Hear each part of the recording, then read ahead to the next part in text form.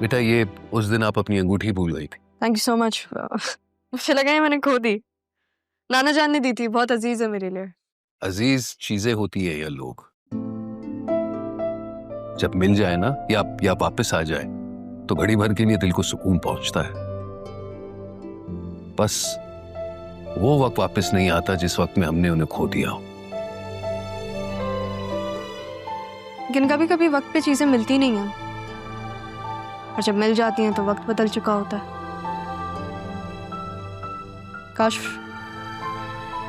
काश कुछ लोग हमारे पास वापस आ सकते। पता है आपको देखकर ऐसे लगता है जैसे जिंदगी ने आपको वो हिम्मत दी है जो टूटने के बाद भी जुड़ना जानती हो। इंसान हालात में नहीं ढलता, हालात और वक्त उसकी तरबियत खुद ही कर देता है। कभी कभी मुझे लगता है कि वक्त हमें वो इंसान बनाना चाहता है जो हम खुद बनना नहीं चाहते। शायद यही सबक देना चाह रहा है हमें। आपको देखकर ऐसे लगता है जैसे तुम मेरी बेटी हो। कौन सी? जो आपके पास है या जो नहीं है? पता है बेटा, कुछ रिश्ते जो देखे ना हो, कभी कभार इंसान बस उन्हें महसूस कर लेता है।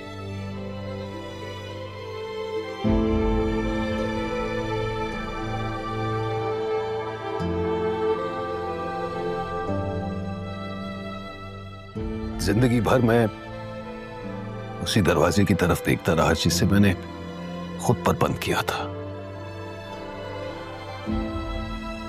मुझे नहीं पता आपके साथ क्या हुआ था और क्यों हुआ था,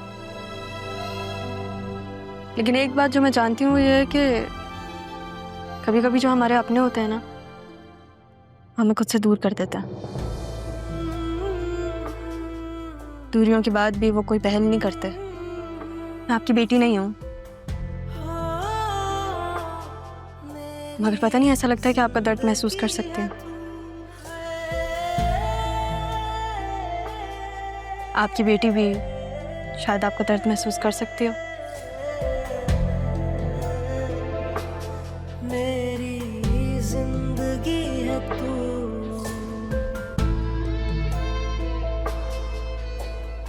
बतूल बेटा, तुम क्यों ऑफिस नहीं जाती? राहा को देखो, रोज जाती है वो। क्योंकि मेरा बिजनेस में कोई इंटरेस्ट नहीं है। मैं जाके अकाउंट संभालूं, पैसों का हिसाब किताब करूं, ये मुझसे नहीं होगा। इसलिए मैं घर पर ही सही हूँ। तो फिर तुमने बीबीए क्यों किया?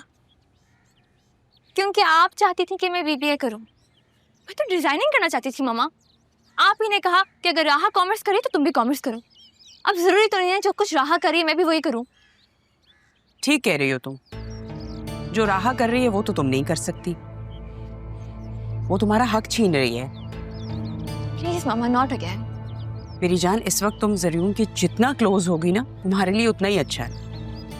अब तुम अगर ऑफिस जाओगी तो जाहिर है एक साथ काम करोगे, you'll get to know each other better। और वैसे भी तुमने ऑफिस में जाके कौन सा काम करना है भाई? तुम तो मालिक हो,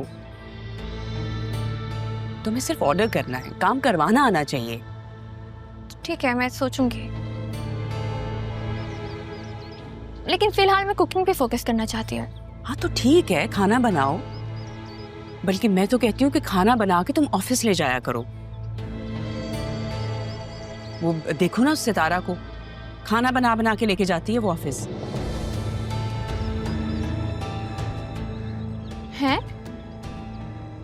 ये कब हुआ? मैं यही तो तुमसे कहती हूँ बतूल कि अगर तुमने बिजनेस नहीं करना तो ना करो, लेकिन घर चलाने के लिए घर वालों पे नजर रखना बहुत जरूरी होती है। वैसे भी देखो ना, तुम्हारे दादा का ख्याल रखते रखते अब वो ऑफिस पहुंच गई है और तुम बेखबर की बेखबर हो। जब आप हैं ये सब देखने के लिए तो फिर मैं क्यों देखूं?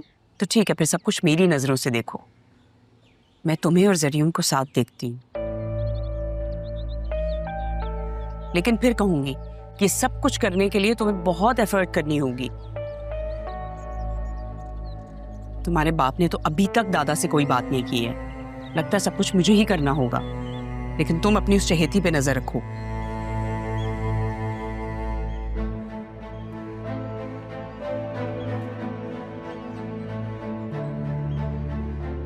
कभी कभी कभी दिल करता है कि मामा की बातें मान लूं, लेकिन हालात वो नहीं है जो मामा देख रही हैं।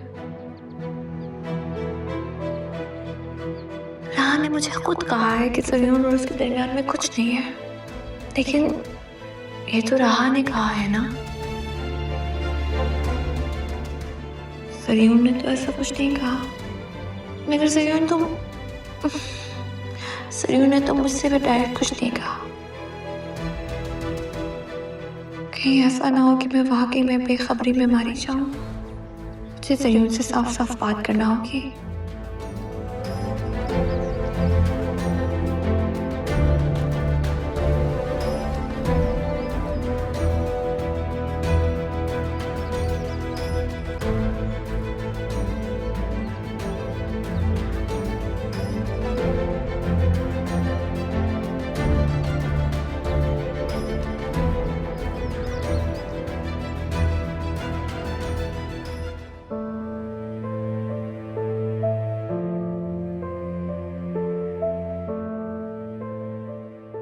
आसिया बेगम का तो गरूर नीचे होने का नाम ही नहीं ले रहा। इतनी बातें सुना देंगी आपको, मैंने सोचा भी नहीं था। क्या हो गया अगर आप खाना लेके ऑफिस चली गई तो?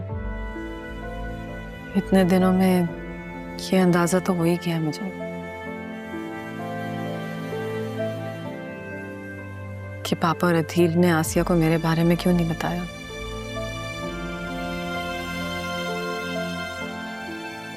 मेरी शादी के बारे में, वो भी घर से भागकर, और फिर मेरी वजह से अम्मा भी का चला जाना।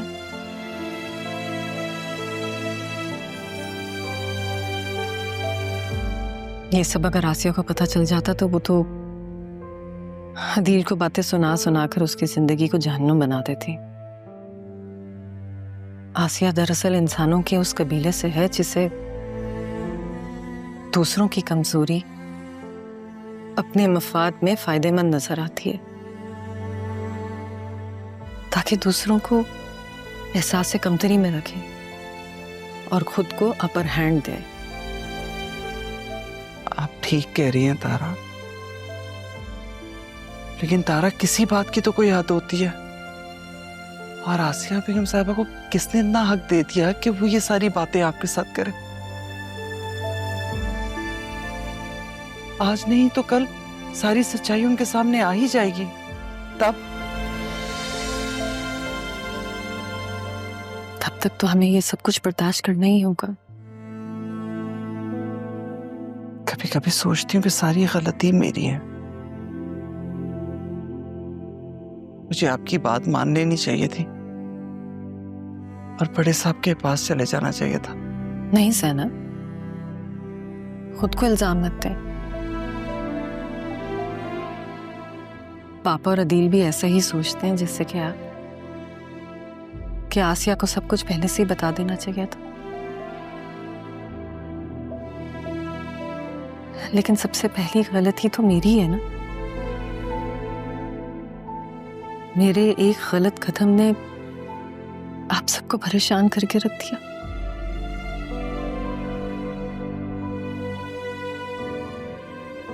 मेरी बेटी को अधूरे सच के साथ जीना पड़ा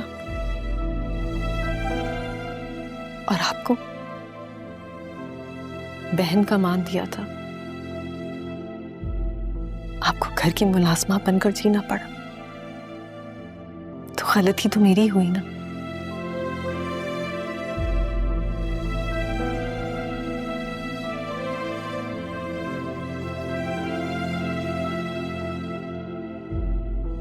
अरे छोड़े, चाय पिए।